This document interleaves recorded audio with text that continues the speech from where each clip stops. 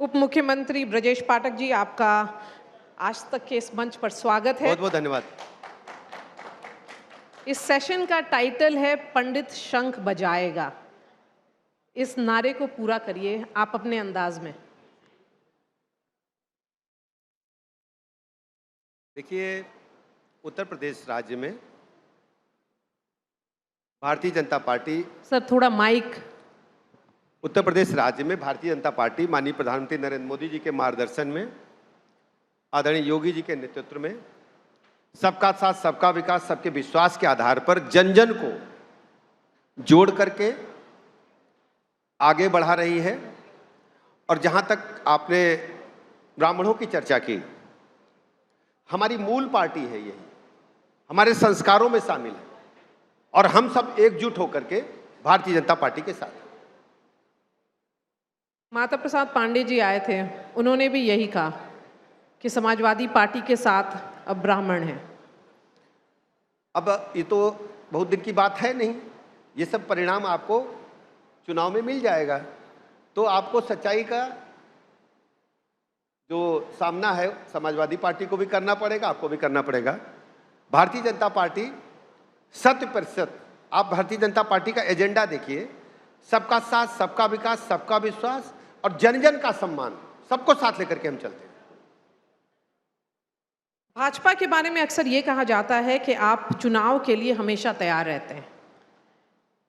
देखिए, भारतीय जनता पार्टी 2024 के परिणाम के बाद भारतीय जनता पार्टी पूरे 5 वर्ष जनता के बीच में रह करके माननीय प्रधानमंत्री नरेंद्र मोदी जी की गरीब कल्याण योजनाओं को और उत्तर प्रदेश की जो जन कल्याणकारी योजनाएं हैं, डेवलपमेंट है, लॉ एंड ऑर्डर है, round the clock Bharatiya Janata party का कार्यकर्ता बूथ से लेकर प्रदेश तक जनता के बीच में रहता है। कोरोना महामारी काल एक छोटा सा उदाहरण है। कोरोना महामारी काल विपत्ति का समय था, तब न समाजवादी पार्टी का कार्यकर्ता, न कांग्रेस का, न विपक्षी दलों का कार्यकर्ता कोई भी सड़क पर हो तो आप देख लीजिए फुटेज निकाल करके, बस आप दिखे। आप खुद अपना चैनल निकाल के देखिए ना, हम थोड़ी कह रहे हैं। आप अपने चैनल के पुराने फुटेज देख लीजिए 19 से 21 तक के। लेकिन तैयारी की बात करिए कि इस 2024 के परिणाम के बाद 2027 में क्या बदल जाएगा, क्योंकि बीच में और अभी कुछ दिन पहले जो सबसे बड़ी घटना हुई है, जो सबसे बड़े राजनीतिक विषय बन गया है पूरे प्रदेश में, वो है राम मंदिर चंदा चोरी। तो इसके वजह से क्या नैरेटिव चेंज होगा? कोई नैरेटिव चेंज नहीं होगा। जो दोषी हैं उनके खिलाफ कार्रवाई होगी, कड़ी कार्रवाई होगी, कानून के तहत होगी और कोई बचेगा नहीं। और भविष्य में ना हो उसकी सरकार व्यवस्था कर रही है और ये ट्रस्ट का काम है। ट्रस्ट ने एफआईआर के लिए निवेदन किया, एफआईआर हुई, जांच चल रही है और कोई भी दोषी बचे ना, ये सरकार का दायित्व है। लेकिन ऑपोजिशन ये कहती है, विपक्ष का ये आरोप है कि बड़ी मछलियों को आप बचा रहे हैं। आप अपोजिशन से केवल एक बात पूछ लीजिए, उन्होंने अभी बोला, अपोजिशन से केवल एक बात पूछ लीजिए मेरा। देखिए, सनातन संस्कृत पर उंगली उठाना इन्हीं लोगों का काम है, आज से काम नहीं है। हजारों सालों से सब लोग मुगल हो जाएं, सारे लोग जो है मुसलमान हो जाएं, कितनी बार हमारी संस्कृत पर हमले हुए, कोई कम हुआ है? अयोध्या का राम मंदिर, बाबरी मस्जिद बन जाए, बाबा विश्वनाथ ज्ञानवापी मस्जिद बन जाए, मथुरा में कृष्ण जन्मभूमि मस्जिद बन जाए, ये आज की बात है? हमेशा हमले हुए हैं। इन लोगों से पूछिए जो जालीदार टोपी लगा के बैठ के गए हैं कि क्या कभी धन्नीपुर में मस्जिद निर्माण के लिए माननीय सर्वोच्च न्यायालय से आदेश हुआ था? हुआ था ना? आप लोग काहे नहीं बताते हो? हुआ था। जो चंदा इकट्ठा हुआ था, अखबारों में आए थे, वो चंदा का हिसाब मांगे, जरा हिम्मत है तो उसका भी हिसाब मांगे। जो मदरसे चल रहे हैं उत्तर प्रदेश में, देश में, उसकी फंडिंग कहां से हो रही विदेश से, उसका हिसाब मांगे। हम हिसाब देने को तैयार हैं, हम जिम्मेदार लोगों पर कार्रवाई करेंगे। लेकिन उनसे तो पूछो, केवल हमारे ऊपर उंगली उठाओगे? हमारा राम खराब है और तुम्हारे बड़े मियाँ अच्छे हैं, ये कहां से चलेगा? लेकिन जब आपसे सवाल उठ रहा है ब्रजेश पाठक जी, लेकिन सवाल अगर आपसे उठ रहा है तो आप पुराने बातें क्यों गिना रहे हैं? पुरानी बात क्यों नहीं? देखिए, जहां कैश है, नोट करिए, आप सब समझ लो, जहां रुपया नगद है जहां रुपया नगद है, गड़बड़ी की संभावना है कि नहीं, बताना जरा पीछे आगे तक। और गड़बड़ी पकड़ी गई, हम कार्रवाई किए हैं। तुम बताओ कितने मौलाना पर एफआईआर दर्ज कराए हो। समाजवादी पार्टी को तो वोट मांगने का भी अधिकार नहीं है। 2012 में पहली बार सरकार बनी आतंकवादियों पर मुकदमे वापस क्यों लिए? जवाब दे समाजवादी पार्टी। अयोध्या में बम ब्लास्ट हुआ, बनारस में बम ब्लास्ट हुआ, लखनऊ कचहरी में बम ब्लास्ट हुआ। आतंकवादियों को मुकदमे वापस लेंगे, मुस्लिम तुष्टीकरण करेंगे और सनातन संस्कृत की बात करेंगे। क्या बात करते हैं आप? डिबेट कराइए, सामने आमने बैठाइए। एकदम बात कहने लायक हक इनको नहीं है। इनको प्रदेश से, देश से माफी मांगनी है। आज तक राम मंदिर का आप दर्शन करने नहीं गए। हिम्मत होती तो जाते, क्योंकि आपके पूर्व की सरकारों ने गोलियां चलवाई थी। कैसे जाओगे?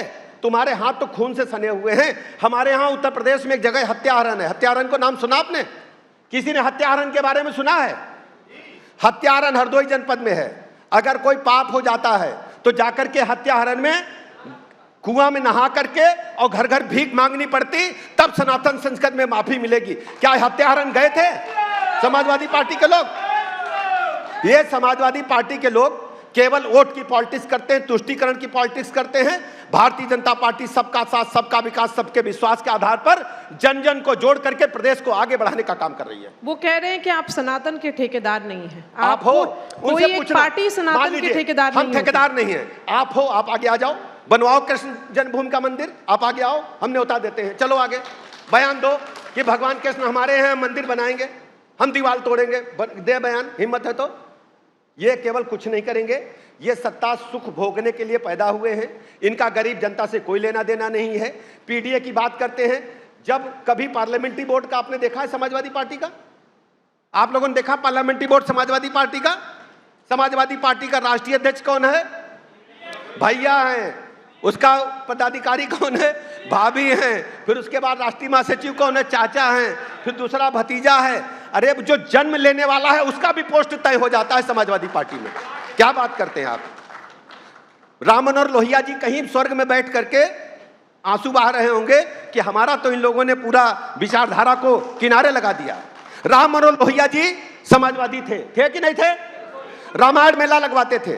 कितना रामायण मेला लगवाया इन्होंने, बताएं जरा हमको। नानाजी देशमुख के साथ राम मनोहर लोहिया जी काम करते थे और रामायण मेला लगाने का काम करते थे। असली समाजवादी वो थे। राम मनोहर लोहिया कोई घर मकान जानता है दुनिया में कहीं है क्या? आप बताइए। सबसे बड़े समाजवादी नेता कौन है जिनकी विचारधारा भी लोग चलते हैं? कौन है? कौन है? कोई मकान दुकान बताइए, कहीं है कोई मकान उनका? आप बताइए कहाँ है मकान? जी बोल रहे हैं। कहीं मकान है उनका? दुनिया में उनका कोई मकान नहीं है। नरेंद्र देव जी का कौन सा मकान है? आचार्य नरेंद्र देव जी का। असली सच्चे समाजवादी थे। कहाँ है मकान? बताओ जरा मुझे। कोई बता पाएगा नरेंद्र देव जी का मकान? कहीं कोठी है? कोई बंगला है? कोई फॉर्च्यूनर है? कोई पुत्र पुत्री राजनीति में है? आप बताइए। छोड़ दीजिए सबको। लोक बंधु दाद नारायण का मकान बताइए कहाँ है? वो असली समाजवादी थे। ये सब पूंजीवादी हैं, माल बटोरू हैं। सत्ता पाएंगे तो घर भर में बांटेंगे और नाम करेंगे पीडीए का। ये केवल जैसे कोई क्या होता है, जैसे कोई फर्म ब्लैकलिस्ट हो गई। सड़क बनाने में कोई फर्म ब्लैकलिस्ट हो जाती है, समझ गए ना आप?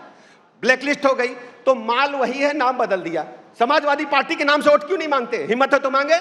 समाजवादी पार्टी को लोग जमानत जब्त कराने का काम करेंगे। उत्तर प्रदेश के लोग इनकी गुंडाई अराजकता से ऊब चुके हैं। वो कह रहे हैं कि वो पीडीए पे विश्वास करते हैं और आप एक काम करिए। एक मिनट। वो और आप भाजपा बिरादरी की राजनीति कर रही है। आप बताइए कौन सी बिरादरी है? और समाजवादी पार्टी के जरा पार्लियामेंट्री बोर्ड उठा लीजिए, उनका जरा फेरिस्त नेताओं को उठा लीजिए और हमारी पार्टी के नेताओं की लिस्ट उठा लीजिए। आपको तय हो जाएगा। दूध का दूध, पानी का पानी। आप तय करो। हम तो आपसे कहते हैं तय करो, आप जज हो जाओ। लेकिन समाजवादी पार्टी का हाल यह है, मनमा राम बगल में छुरी। गांव कहावत क्या कहते हैं? मनमा राम बगल में मिल जाएंगे तो पीठे मारेंगे, सब मंदिर गिरा देंगे। ये मौलाना लोगों के पक्षधर हैं। क्यों काहे नहीं कहते हैं कि जहां जहां मदरसों में अराजकता हो रही है हम फंडिंग की जांच कराएंगे? और सुनो, प्रधानमंत्री मोदी जी ने भैया सबको घर बनवाया पक्के कि नहीं बनवाया? बोलो बनवाया? भाई कुछ पत्रकार मित्र तो बोल दें, पक्के मकान मिले हैं सबको? मिले हैं दीदी? मिले हैं कि नहीं मिले हैं? मिले हैं। अच्छा बताइए इन्होंने क्या किया?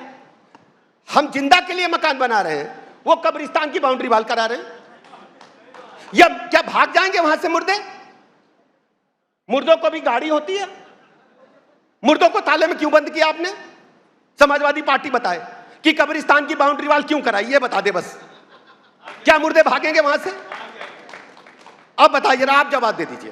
नहीं, लेकिन ब्रजेश पांडे आप जी, केवल एक बात बता दीजिए, केवल समाजवादी पार्टी ने अपनी सरकार में कब्रिस्तान की बाउंड्री वॉल क्यों कराई? हमने गरीब को पक्के मकान दिया है, क्या मुर्दे भागेंगे कब्रिस्तान से? इसका जवाब दीजिए आप। ब्रजेश पाठक जी, आप एक तरफ कब्रिस्तान की बात कर रहे हैं और दूसरी तरफ आप बोलते हैं कि विकास पर चुनाव होगा। हाँ, सबका साथ, सबका विकास, सबका विश्वास, ये तो आपने छेड़ा है कि समाजवादी पार्टी कह रही है राम मंदिर। अरे भैया, जहां रुपया है वहां गड़बड़ी है, हमने तैनाती की है, पुलिस जांच कर रही है, कड़ी कार्रवाई होगी। अब एको बार नहीं बोले कि मस्जिद में गड़बड़ है, मौलाना ने ये गड़बड़ कर दिया, वो गड़बड़ हुआ, मदरसों में गड़बड़ हुआ, अखबार में आया, हमने कार्रवाई की। वक्फ की संपत्तियों में लूट मची हुई है, कोई बोला? समाजवादी पार्टी के नेता, कांग्रेस के नेता खाली वोट लेते हैं, खाली वोटें चाहिए, इनका कुछ नहीं चाहिए। इनका खाली वोटन से मतलब है, कोई मतलब नहीं है। भारतीय जनता पार्टी गरीबन की पार्टी है, मोदी जी की पार्टी है, सबका साथ, सबका विकास, सबके विश्वास की पार्टी है और सबका साथ लेके चल रही है। आज ये बता दें आपके यहाँ उत्तर प्रदेश का बजट 12 से 17 तक जितना रहा है, 3 गुना बजट हो चुका है। प्रति व्यक्ति आमदनी 3 गुनी हो चुकी है। 75 जिलों में 4 लेन की सड़क बन चुकी है। सर्वाधिक एक्सप्रेसवे उत्तर प्रदेश में है। बिजली समाजवादी पार्टी की सरकार में कितनी आती थी पता है आपको? 15,000 मेगावाट जलाते थे तो कहते हैं पीक, बहुत बिजली, इतिहास बन गया। हम 32,000 मेगावाट बिजली यूज करते हैं और पूरे प्रदेश से पूछिए, समाजवादी पार्टी की सरकार में बत्ती आती थी 1 हफ्ता दिन में, 1 हफ्ता रात में। काहे नहीं बताते हो तुम लोग? 1 हफ्ता दिन में, 1 हफ्ता रात में। जब हमारे रिश्तेदार आवे, जीजा फूफा, तो पूछते थे बत्ती दिन की है कि रात की, जरा पूछिए, भूल गए तुम लोग? लेकिन ब्रजेश जी, आपने जो काम किया आप उसको गिनाएंगे ना? हाँ। जो समाजवादी पार्टी की सरकार तो 10 साल पहले थी। हाँ भाई, देखिए, जब हम किसी भी कंपनी में काम करने जाते हैं, कोई नया बिजनेस शुरू करते हैं, तो हम ट्रायल बैलेंस बनाते हैं ट्रायल बैलेंस। ट्रायल बैलेंस कर लीजिए, चाहे उसको कह दीजिए तुलनात्मक अध्ययन। बोलो भैया, एक उदाहरण देते हैं आपको। हम बाजार जाते हैं, हम छोटे थे, कक्षा 8 में पढ़ते थे, अम्मा ने झोला दे दिया सब्जी खरीदने के लिए, दे दिया, आप तुमको भी दिया होगा। हम गए दुकानदार से कहा, हमने कहा सब्जी दे दो, उसने भिंडी भर दिया, तोरई भर दिया, लौकी भर दिया, आलू भर दिया, टमाटर भर दिया, धनिया भर दिया। अब घर लेके आए, पिताजी नाराज हो गए। पिताजी ने कहा ये कबाड़ उठा के लाए हो, भिंडी कड़ी है, लौकी कड़ी है। तो पिताजी गुस्से में थे, उन्होंने डंडा उठा लिया। पिताजी डंडे को समझावन लाल कहते थे। क्या कहते थे? कल समझावन लाल को लाया जाए। तो अम्मा हमारी दुलार में हमको अपने कोछे में भर ली, कहीं भैया को हम सिखा देते हैं सब्जी कैसे खरीदी जाएगी, ठीक है? तो कहीं भिंडी खरीदो तो पीछे से पूंछ तोड़ लो, भिंडी की पूंछ तोड़ के देख लो तो खाने लायक है, बोलो यही है ना? और लौकी खरीदना हो तो लौकी में नाखून लगा दो, अगर नाखून चला जाए तो लौकी खाने लायक है, क्यों भैया? लेकिन भिंडी और लौकी की बात क्यों? मेरी बात तो सुन लो दीदी, पूरी बात मैं कर दूं, फिर क्या है? मैं कहता हूं कि 50 रुपए की सब्जी के लिए तो झंझट दुकानदार से। दुकानदार पूंछ तोड़ने नहीं देता भिंडी की, लौकी की नाक। अब वोट देना है जहां प्रदेश की तस्वीर और तदबीर बदलनी है, तब वोट का हक दे दो कि जाति के नाम पर दे दो, धर्म पे के नाम। अरे हिम्मत है तो मांगो डेवलपमेंट पर वोट। ब्रजेश पाठक कहता है भारतीय जनता पार्टी की तरफ से कि हम काम के नाम पर वोट मांगेंगे, हम काम के नाम पर वोट मांगेंगे। तुम पीडीए की बात करते हो, जो दुकान तुम्हारी ब्लैक लिस्टेड हो गई है, आप नाम बदल करके लोगों को गुमराह करके वोट हासिल करना चाहते हैं, प्रदेश की जनता कभी स्वीकार नहीं करेगी। लेकिन जाति की राजनीति तो आप भी कर रहे हैं। मैं सबका साथ, सबका विकास, सबका विश्वास। आप लिस्ट उठा लो प्रधानमंत्री जी की गरीब कल्याण योजनाओं की, हर गरीब को पक्का मकान मिला है। मुस्लिम समाज के जितने भी बीपीएल श्रेणी में थे सबको पक्का मकान न मिला हो, हम राजनीति छोड़ने के लिए तैयार हैं। आयुष्मान कार्ड में 5 लाख तक के निःशुल्क इलाज की गारंटी, हर मुस्लिम भाई जो जरूरतमंद था, जो बीपीएल था, उसे मिला है। ना मिला हो तो हम राजनीति छोड़ देंगे। धर्मेंद्र यादव अभी यहाँ पर थे, उन्होंने ये आरोप लगाया है कि जो भी बेनिफिट मिला है वो एक जात को मिला है। उनसे पूछना कि लिस्ट तो कंप्यूटर पर उपलब्ध है भैया कि नहीं? अच्छा एक काम करें, वो अपने जिले में, मैनपुरी में, इटावा में सूची मंगाएं, आपको दिखाएं, आप टीवी पर दिखाइए। बोलो भैया तय जो इटावा, मैनपुरी और जहां उनके प्रभाव वाले जिले, जहां वो एमएलए एमपी हैं या नहीं है, आप लखनऊ की सूची मंगा लीजिए, लखनऊ की सूची, इटावा की, मैनपुरी की सूची इस टेलीविजन पर चलेगी आज तक पर कि कौन कौन बेनिफिशियरी है, चलेगी ना? बोलो भैया, लोकतंत्र में आजमगढ़ की मंगा लीजिए सूची, हमें कोई दिक्कत नहीं है, सबको मिला है, यादव समाज को भी मिला है, जो बीपीएल है उसकी सेवा हमने की है। चलिए ब्रजेश पाठक जी, जो लखनऊ में आग की घटना हुई, वहाँ पर आप जब आप गए, वहाँ पर आप बहुत भावुक हुए। उसके बाद सवाल उठे कि जब आग होती है, आग की घटना होती है, ट्रेजेडी है, सबको तकलीफ होती है, उसके बाद कोई ठोस कदम नहीं उठते। ये मैं पूरे प्रदेश की जनता से हाथ जोड़ करके अपील करता हूँ, आपके मंच का उपयोग मैं कर रहा हूँ। जो भी आप व्यवसायिक प्रतिष्ठान हैं जहाँ लोगों का आना जाना है, कम से कम 2 रास्ता भैया बनाओ, कम से कम सीढ़ी को खुला रखो, अग्निशमन यंत्र जरूर लगाओ। ये हमारी आम जनता, आप हमारे अपने हो, जब कोई घटना होती है तो हम दुखी होते हैं। हमारे बच्चे मेरी आंखों के सामने चले गए क्योंकि उसका निकलने का और जाने का रास्ता एक ही था। अब आप सोचो, लगभग ढेर सारे लोग मकान अपना बना लिए हैं, फिर उससे दुकान बना लिए हैं। अब सरकार सबको तो आतंक करके बंद नहीं कर सकती ना, सरकार रिक्वेस्ट कर सकती है, जनता भी हमारी है और हमारी कोई गलती नहीं है। हम सबसे निवेदन हाथ जोड़ करके करते हैं कि अपने व्यावसायिक प्रतिष्ठान में भैया कम से कम 2 रास्ता बनाओ, सीढ़ी खुला रखो और आग बुझाने के सारे उपकरण अपने यहाँ लगाओ। मैं यही कह सकता हूँ, हमने एडवाइजरी भी जारी की है और नए मकानों के लिए हमने कड़ाई से पालन करने के लिए एलडीए को कहा है। लेकिन ये तो तैयारियों की बात हुई, उस घटना के बाद एक्शन क्या हुआ? एक्शन ये हुआ कि जो भी जिम्मेदार लोग थे उनके खिलाफ हमने कड़ी कार्रवाई की, कुछ को सस्पेंड किया है, कुछ को गिरफ्तार किया है और कोई बचे ना, ये सरकार की जिम्मेदारी है। जो जिम्मेदार लोग थे वो जेल में हैं और जो लापरवाह थे उनको सस्पेंड कर दिया है।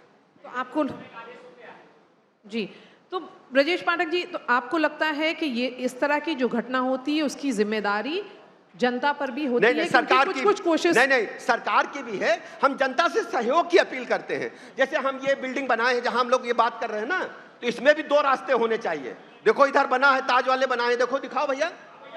हाँ, मान लो कौनी बात हो जाए तो एक रास्ते कैसे नहीं भागेंगे, तो 2 रास्ता यहां भी बना है। क्यों बना है?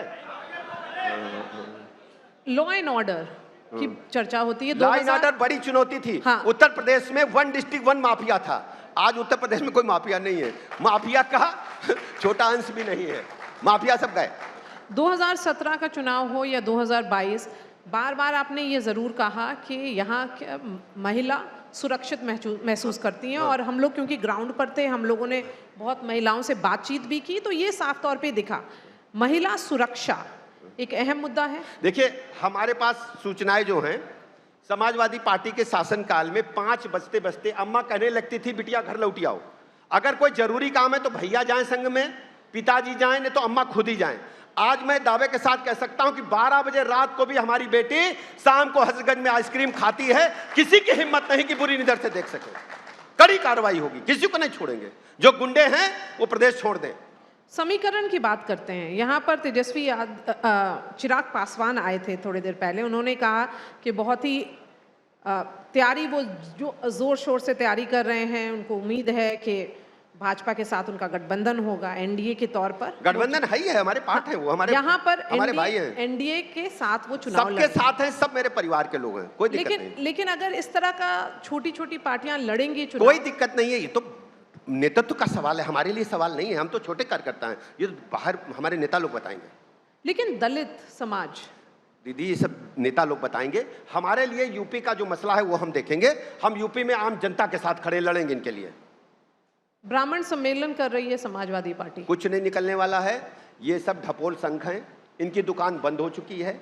ये आखिरी लौ इनकी जल रही है। दिया जो है फड़फड़ाता है, ये फड़फड़ा रहे हैं, आखिरी इनके बाद कुछ है नहीं। इस चुनाव को हारने के बाद पूरी तरह से समाजवादी पार्टी की दुकान ठप हो जाएगी। इनका जनता से कोई लेना देना नहीं। 300 सीट का दावा करके गए हैं यहाँ से। अरे भाई, आपको रोका किसी ने? जो नया दल आज रजिस्ट्रेशन कराया वो भी दावा करे। दावा करने कोई रोका है? कोई टैक्स ही पर है? दावा पे कोई टैक्स है? दावा पे कोई टैक्स नहीं है, कोई करे। लेकिन ब्रजेश पाठक जी वो सरकार में रहे हैं और 2024 तो ढेर सारे, 2024 में तो कांग्रेस भी रही है। नहीं, 2024 सरकार में तो राहुल गांधी भी रहे। उनसे पूछो क्या हालचाल है। रात को नींद नहीं आ रही है कि नानी क्या करके गई, नाना क्या करके गए। हाय भाई, कुछ नहीं है, दुकान ठप है। 2024 का चुनाव। कुछ, अरे काट की हांडी एक बार चढ़ती, हर बार थोड़ी चढ़ेगी। लेकिन 2024 का चुनाव आप भूल कैसे भाई जाएंगे? काट की हांडी एक बार चढ़ती है, वो 8-8 हजार रुपया महिलाओं के खाते में जाएगा।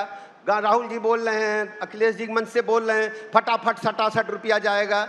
गुमराह करके वोट हासिल किया, कोई मतलब नहीं है। लेकिन दूसरे स्टेट में वो प्रभाव नहीं हुआ था, दूसरे राज्यों में नहीं हुआ, बगल के बिहार में नहीं हुआ। आप देखिए, उत्तर प्रदेश राज्य में इन लोगों ने केंद्रित किया कि हम महिलाओं के खाते में 8,000 रुपया डालेंगे और गुमराह करके वोट हासिल कर लिया।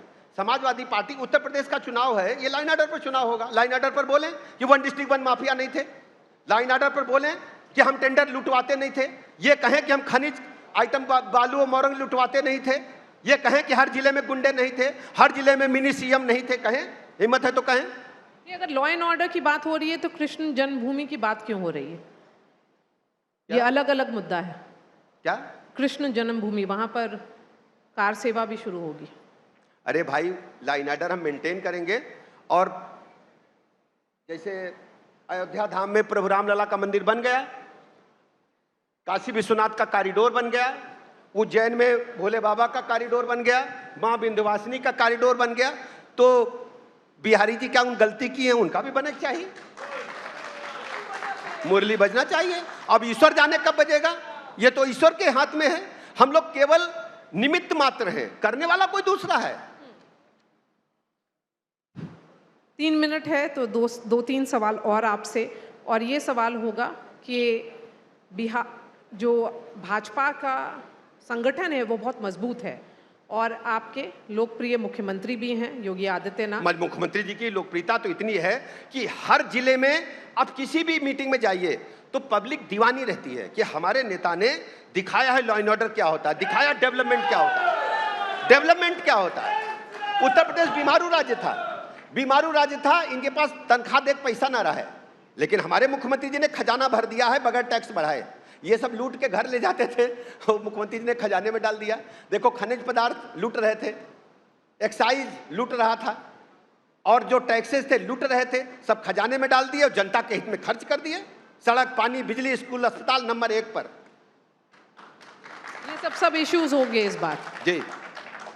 और जो संगठन में कंसर्न्स हैं, कुछ डिफरेंस ऑफ ओपिनियन, सब लोग साथ में, कोई दिक्कत नहीं, सब पूरा बड़ा परिवार है।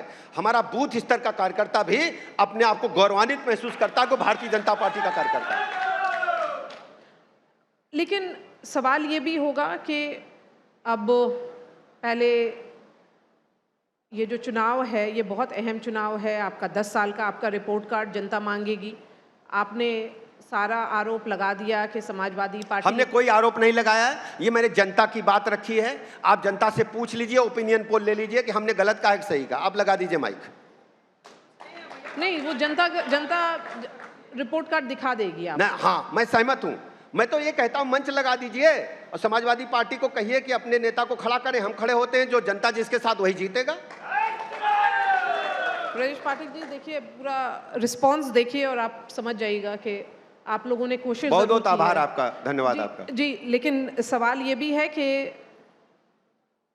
ये माना जाए कि आप चुनाव के लिए तैयार हैं या पूरी अभी तरह तैयारी से चल रही? तैयार हैं। नहीं, और ये भी सवाल हो रहा है कि क्या चुनाव पहले भी हो सकता है? अब ये हमें नहीं पता है, तो भारत निर्वाचन आयोग को पता होगा, ये तो आपको पता होगा, या तो क्यों? ये तो भारत निर्वाचन अगर आयोग का काम। पहले हो गया चुनाव या बाद में हुआ हम तो आज आप तैयार हैं, आज आज हो जाए, आज वोट पर जाए, डायरेक्ट वोट पर जाए, हम तैयार हैं। क्या कोई नया समीकरण होगा, कुछ कोई कोशिश होगी कि कोई नया देखिए, सबका कॉम्बिनेशन साथ, सबका विकास, सबका विश्वास के आधार पर हम चुनाव लड़ेंगे। मोदी जी हमारे नेता हैं, योगी जी के नेतृत्व में हम चुनाव लड़ रहे हैं और पूरे प्रदेश में नंबर 1 पर आएंगे। देखिएगा, 17 वाला इतिहास दोहराएंगे। और 2017-2022 कहते रहे 17 वाला इतिहास दोहराएंगे। 2022 में 250, 255 थी, हम 17 वाले, 325 वाले हैं। लेकिन सपा भी बोल रही है 300 के ऊपर है। तो दावा करने में कोई टैक्स है समाजवादी तो पार्टी? आपकी भी बात ये भी माना जाए कि आप भी दावा कर तो रहे हम हैं? तो भाई बाल सामने दिखा रहे हैं ना, हम तो सबके सामने खड़े हैं। आप देख लो, निकलो, आप निकलो, आप भी सड़क पे निकलो, हम भी निकलते हैं। जिसके साथ जन सैलाब है वही नेता है। निकलो सड़क पर, फुर्सत हो तब ना। राहुल बाबा तो इटली गए, पूछो कहाँ गए। यही सवाल मैंने समाजवादी पार्टी के नेता से पूछा था कि आप, भाजपा आरोप लगा रही है कि अखिलेश यादव तो रहे ही नहीं, वो रहेंगे अरे तब भाई, कुल राजनीति मिला करेंगे। करके तो ये- उनका कहना ये- है कि वो एक्सपोजर के लिए गए हैं, ये नए आइडियाज मिलते हैं उनको बाहर जाने के बाद। ये प्राइवेट लिमिटेड कंपनियां हैं। महात्मा बुद्ध को तो हमारे यहाँ कुशीनगर में मिल गया था ज्ञान, इनको क्या राहुल गांधी जी की जगह मिलेगा? महात्मा बुद्ध से बड़ा कौन हमारे सामने विचारक हुआ है? चाणक्य से बड़ा कोई विचारक हुआ है? चाणक्य को ज्ञान कहाँ मिला था, बताओ जरा।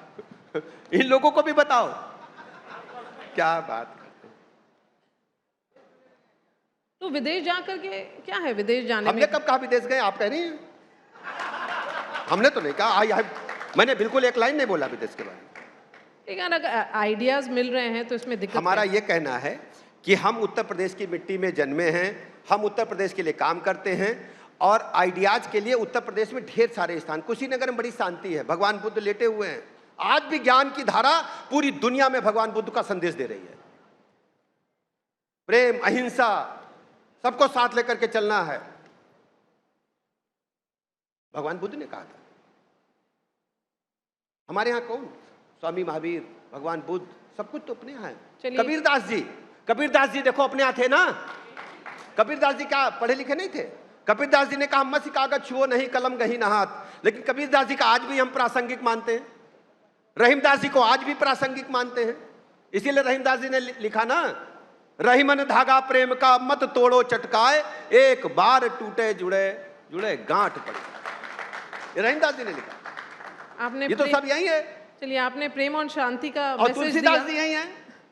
तुलसीदास जी ने तो, बाबा तुलसीदास ने क्या काम किया 16वीं शताब्दी में, कितना बवाल चल रहा था। बाबा ने लिखा बनारस के किनारे घाट पर बैठ करके, पूरी दुनिया में रामचरितमानस, चाहे मुंडन हो, पसनी हो, शादी हो, बिहाव हो, बाबा की रामचरितमानस पढ़ी जाएगी। पढ़ी जाएगी नहीं पढ़ी जाएगी? बाबा तुलसीदास जी अपने बांदा के थे। इनसे पूछो जरा, अपने तुलसीदास जी को याद करें जरा, लोहिया जी के बारे में कुछ सोचें कि रामायण मेला लगाते थे, सब लोग जाते थे, भगवान राम की चर्चा करते थे। हमारे डर के भगवान राम की चर्चा नहीं कर रहे हैं। ये तो कह रहे हैं कि गड़बड़ हुआ मंदिर में, ये नहीं कह रहे हैं कि दर्शन करें कब जाएंगे। कह तो जाएं, टोपी उतारे जाएं, दर्शन करें। ब्रजेश पाठक जी, हम न्योता देते हैं कि सारे लोग जो चिंता कर रहे हैं, एक बार भगवान रामलला के दर्शन करें और जाकर के कृष्ण जन्मभूमि पर दर्शन करें और वहीं भगवान कृष्ण की चौखट पर कसम खाएं कि भगवान कृष्ण की ये जो जन्मभूमि कब्जा करके बनी है, काम मुक्त करेबे, भले न होए कोटते होए, लेकिन एक बार कसम खाए क्या हुए, हम कहीं ताई। चुनाव आने वाला है, बात कंटिन्यू करेंगे हम लोग। आज तक के इस मंच पर आपके आने बहुत बहुत के लिए धन्यवाद आपका, बहुत बहुत आभार। शुक्रिया। भारत माता की